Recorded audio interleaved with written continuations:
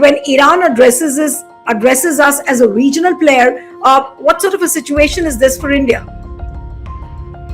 See, to be honest, we are a regional player. I mean, we are not a global player. Let's be honest. And even in this region, we have undermined our stature significantly. If you see, no other head of the government visited Israel after the start of the Gaza conflict. Everybody knows Netanyahu is a war criminal. He has been indicted by the International Court. So, and a lot of countries have severed their relations with Israel because of the conflict in Gaza. He has traveled to a lot of countries, has been restricted because of his indictment in the genocide. So, given this backdrop, and everybody knew that the war was imminent. I mean, it was only a matter of days when the war would start. Did that phone call happen under some sort of a duress? I'm talking about Prime Minister Modi's phone call. Did it happen because of a duress coming in from Trump? Was it happening under some sort of a pressure? Because of all this while, India didn't think of speaking on the phone, but all of a sudden, was it because of the domestic crisis which is emerging, or is it more because of the US pressures regarding the exit plan? See, I don't think it was a US pressure. The US is reaching out, Marco Rubio is reaching out to countries which he thinks will have some kind of a leverage with Iran. So it is reaching out through Oman and Russia, because Russia has a lot of leverage with Iran. Trump himself spoke with President Putin. As far as India is concerned, Prime Minister Modi's call was concerned, it was only to do with our domestic issue, the LPG crisis, and subsequently the oil crisis which will happen. In this entire gamut of things, how do you think that now India will position itself? Because of course Prime Minister Modi has tried to reach out to the president, but then the legitimacy of the president in Iran itself is questionable, because people do go by what the Supreme Leader Mujtaba Khamenei is doing or deciding. He runs the country, but we are not calling the person who's most important, but we chose to speak to President Pezeshkian. Now, seeing the things, and as what you just explained, that Iran will emerge as one of the most powerful players of the Gulf region, and which obviously other countries in the Gulf will also acknowledge this fact. Israel's military might has been challenged like Iran, like never before. So after this, when India seems to be in the lap of America and Israel, how is India really going to maneuver with Iran? See, this will take a lot of effort. First of all, India will need to change its mindset completely. It will need to acknowledge that the world has changed. America is no longer the sole superpower. It has huge challenges in the shape of China and Russia.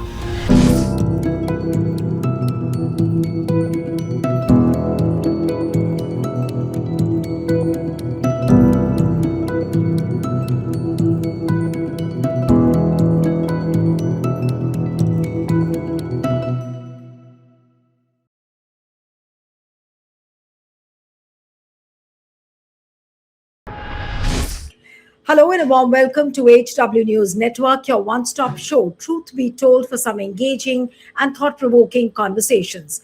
Israel's military announced start of new extensive wave of strikes on Iran's capital Tehran as Israel issued forced evacuation orders and new attacks on Lebanon's capital Beirut. Now, 2 people have been killed in Oman after the downing of a drone in Sohar province, Oman's state news agency is reporting. In fact, Iran's Supreme Leader Mujtaba Khamenei has issued first statements since replacing the assassinated father, Ali Khamenei, calling for bases hosting US forces in the region to close or attacks will continue. But in the midst of all this, Prime Minister Modi late last evening, spoke to the president of Iran, Masoud Pezeshkian, and he spoke about a number of issues, how Indians should be there safe. Then he's also spoken about the closure of the Strait of Hormuz and how the Indian tankers over there are stuck. But a short while later, around 11:09 p.m., Prime Minister Modi tweeted about his phone call with President Pezeshkian. And around 11:28 and 11:36, Mujtaba Khamenei put out 2 tweets. And I want to read out those 2 tweets because they are very important. Now, the first tweet after Prime Minister Modi tweets at 11:09, the first tweet, which is put out by Mujtaba Khamenei at 11:36, is to leaders in certain regional countries. We share borders with 15 countries and have always wanted and still want warm relations with them. But for years, the enemy has been establishing military and financial bases in some of these countries to secure its dominance over the region. Now, this is one tweet. Then, if you look at the second tweet, that is also very important. I'll just read out what he has said in his second tweet. Uh, 1 minute. Now, and he's basically spoken in his second tweet about how he's going to seek compensation for all the destruction which has happened. And he says that if the compensation is not given, if he is not, or Iran is not given its due compensation, then he will attack the enemy assets more aggressively. This is what is the loud message. So we'll try and discuss as to where this crisis is headed to. Now, how is Iran going to respond? What is the outcome of the phone call which Prime Minister Modi had with President Pezeshkian yesterday? And can it give some relief to India? Because we all know that the Strait of Hormuz has closed down. The gas crisis, the oil crisis is deepening.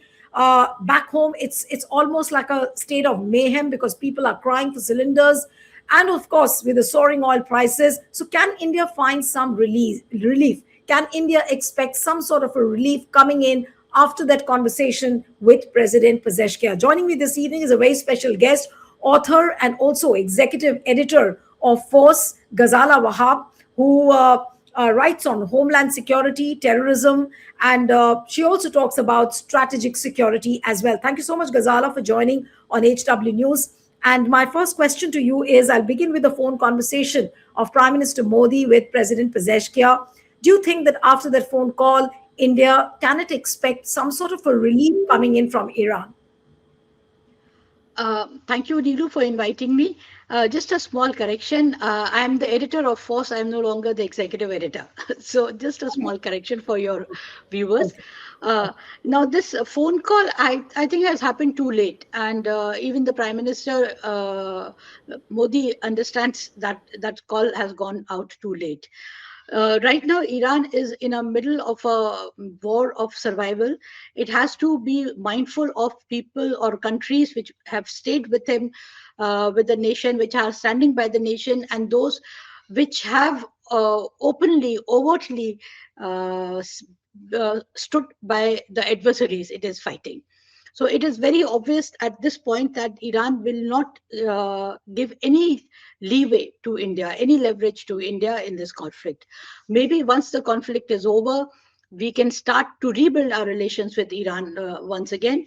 But as long as the war is going on, it's very unlikely that India will be given the same treatment that Iran has allowed, the passage of ships, oil tankers to countries like Russia, China, even Pakistan, North Korea, Bangladesh, Yemen. I don't think it is going to allow that sort of leeway to India. The kind of tweets which were put out by Mujtaba Khamenei telling that all the regional leaders, to all the regional leaders, if you look at the language of his tweet, it very clearly says that to leaders in certain regional countries. So is if you have to read the tweet very carefully, now is India reduced to a regional player? And Iran is a small country, and we call ourselves Vishwaguru. But when Iran addresses us as a regional player, what sort of a situation is this for India? See, to be honest, we are a regional player. I mean, we are not a global player. Let's be honest. And even in this region, we have undermined our stature significantly. If you see, no other head of the government visited Israel after the start of the Gaza conflict. Everybody knows Netanyahu is a war criminal. He has been indicted by the International Court. So a lot of countries have severed their relations with Israel because of the conflict in Gaza.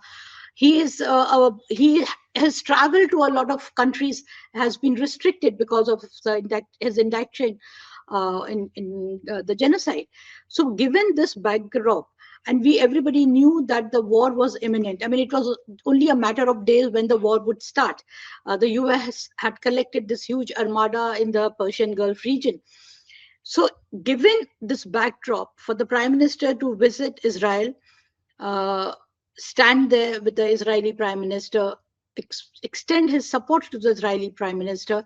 And once the war started, and the first day itself, we saw the assassination of the head of the state. I mean, whatever the US may say about Ayatollah Khamenei, whatever Israel may say, for all practical purposes, and given that we have always had good relations with Iran, so for us also, he was the head of the state of the state of Iran. So when a head of the state is assassinated, political assassination is carried out, and we do not issue a condemnation, we do not condole the death. That itself shows that we have taken a very sharp position against Iran.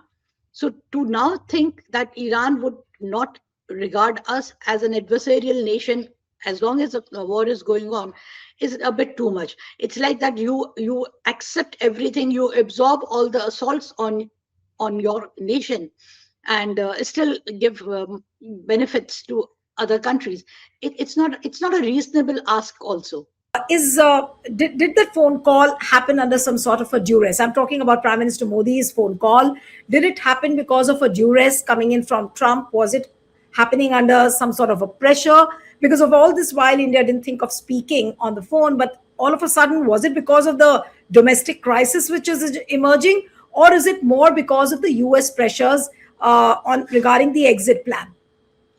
See, I don't think it was a US pressure. The US is reaching out, Marco Rubio is reaching out to countries which he thinks will have some kind of a leverage with Iran. So it is reaching out through Oman and Russia, because Russia has a lot of leverage with Iran.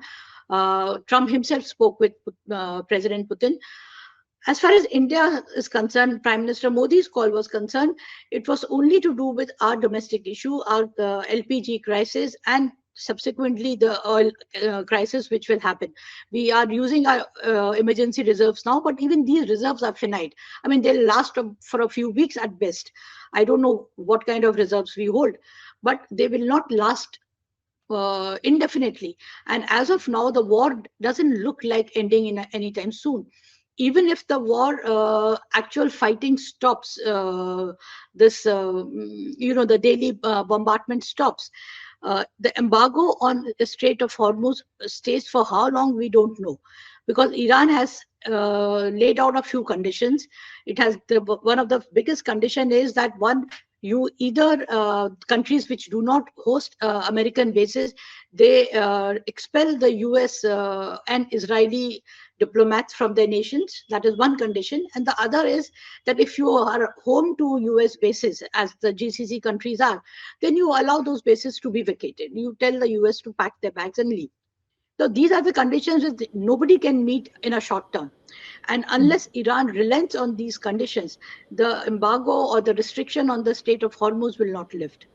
So I don't think our call was to do with our self-imagined image of a wish guru that we'll tell Iran and war will stop.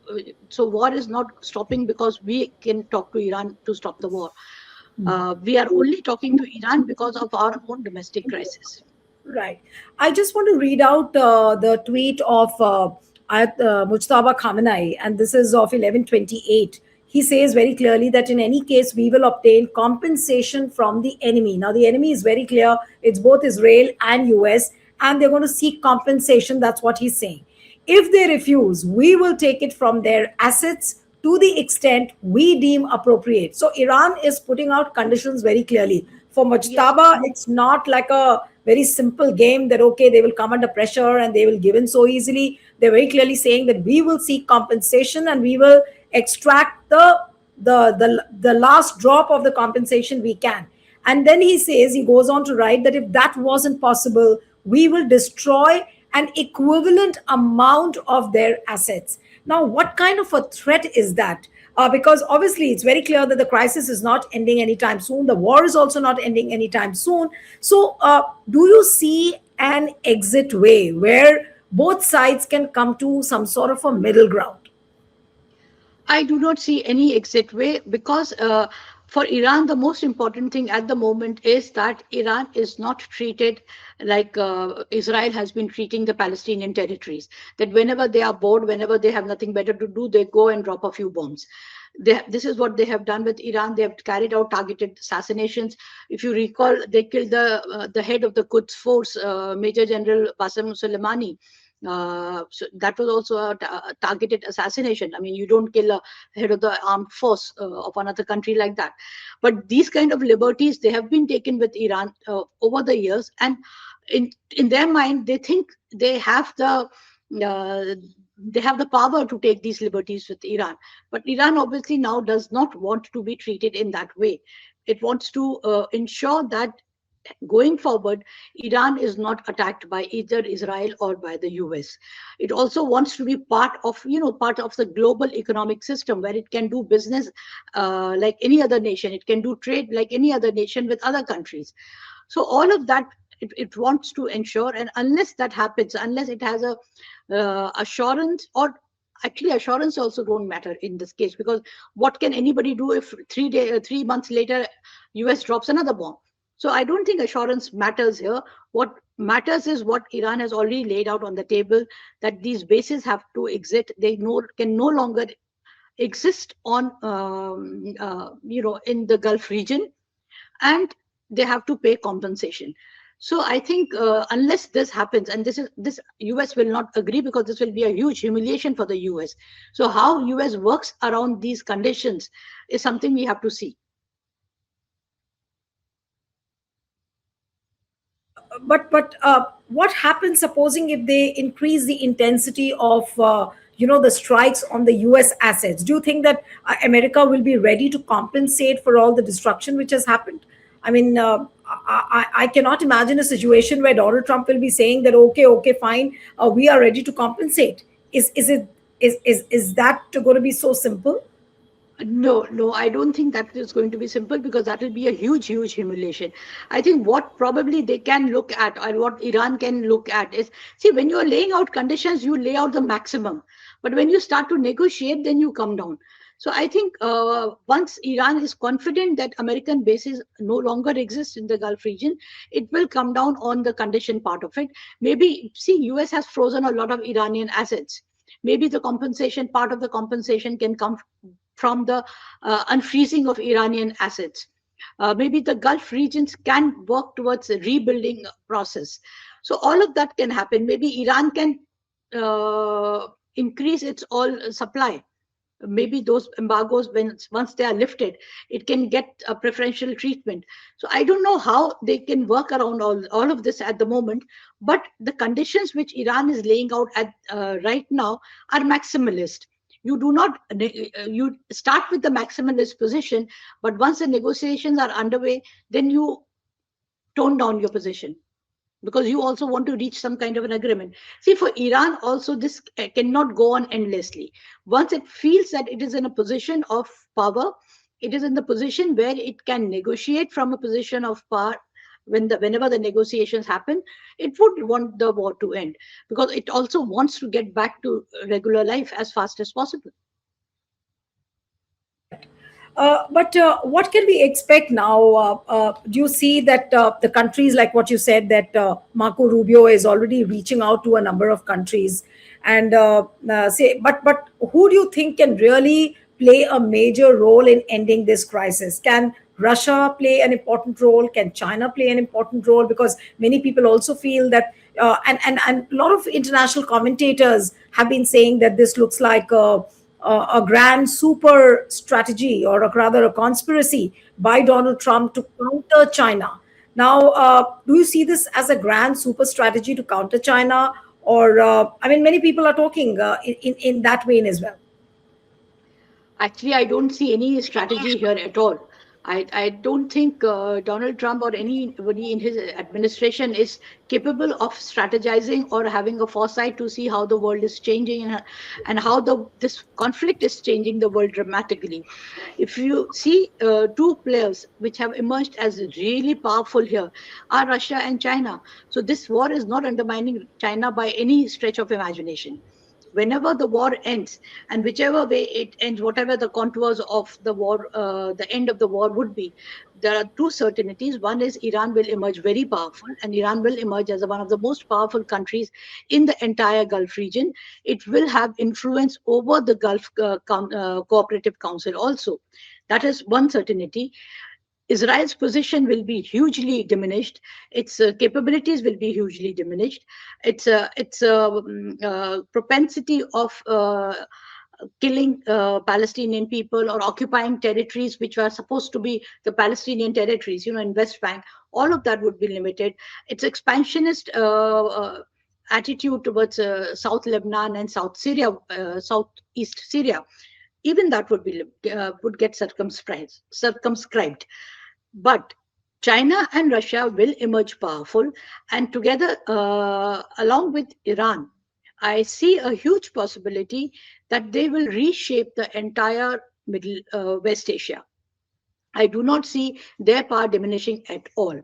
In fact, whatever the shape of West Asia after the war, the main players in this region will be Russia and China.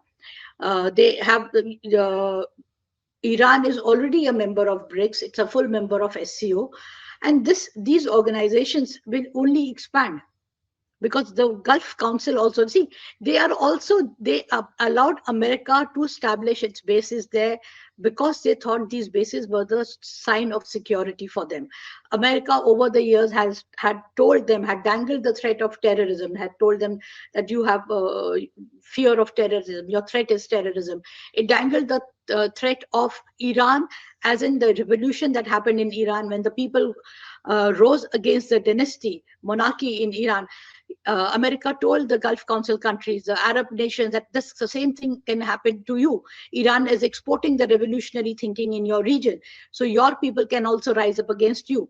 So all these fears, terrorism, possible revolution in the future, this frightened the Gulf regions to such an extent that they allowed America to not only establish the bases, but progressively expand those bases. But now, when the war gets over, whenever it gets over, these bases will be untenable. Right. They will no longer be secure even for the US, Absolutely. because the animosity against the US is huge in this No, region. but Whatever in the rulers may say.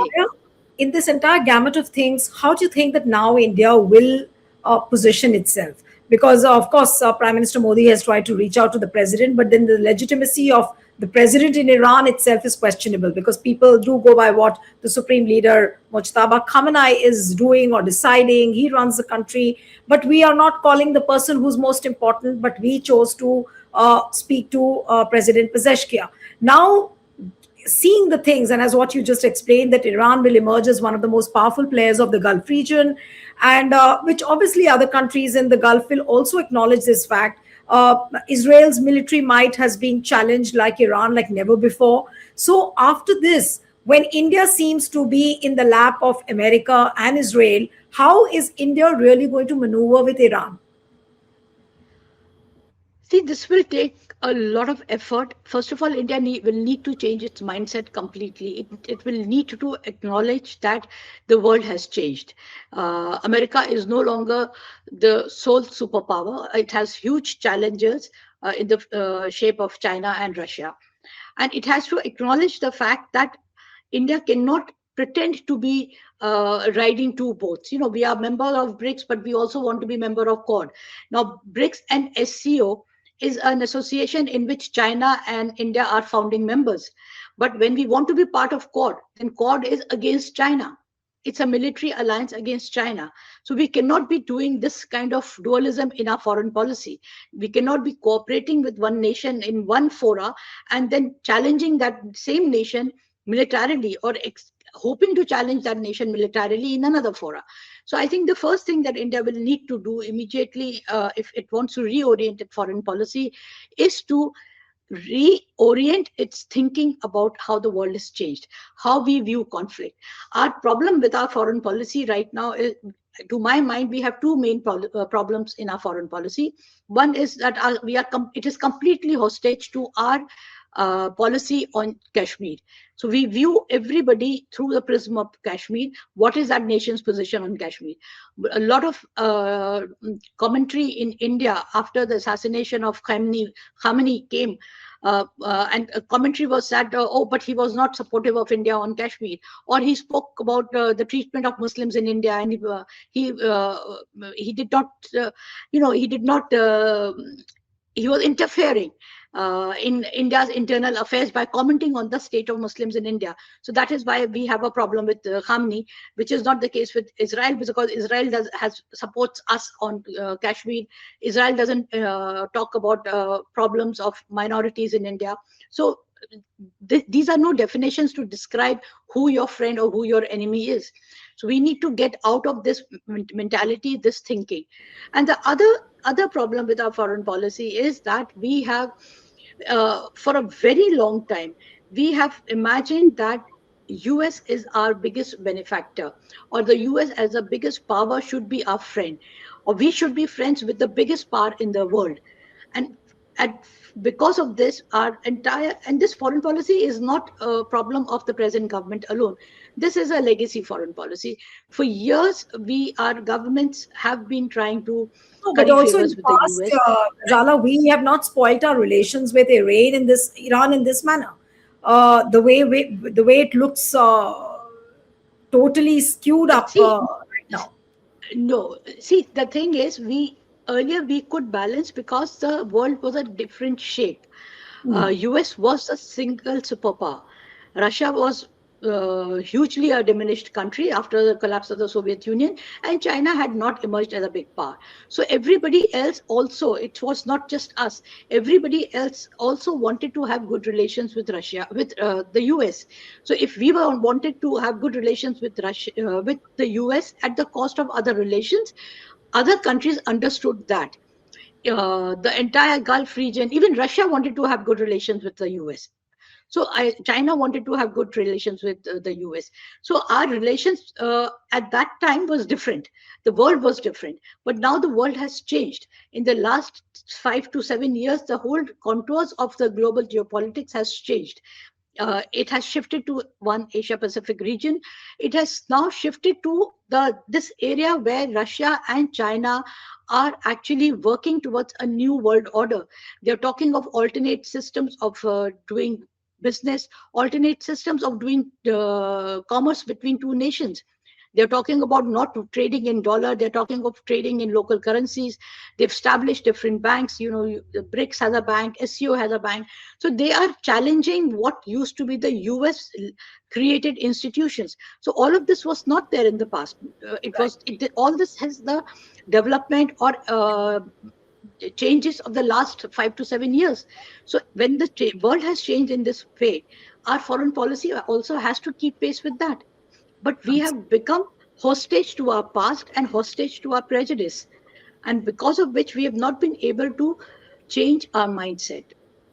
The whole, Absolutely. yeah. Yeah. All right, so we'll have to wait and watch what happens to this crisis and how long this crisis continues. When does it end? Who's going to end? What kind of a role is America going to play now? Do they have an exit plan? All those are very important questions which people are keenly watching, but no one has the answers as to when this crisis is ending. Thank you so much, Ghazala, for joining on HW News. Thank you. Thank you.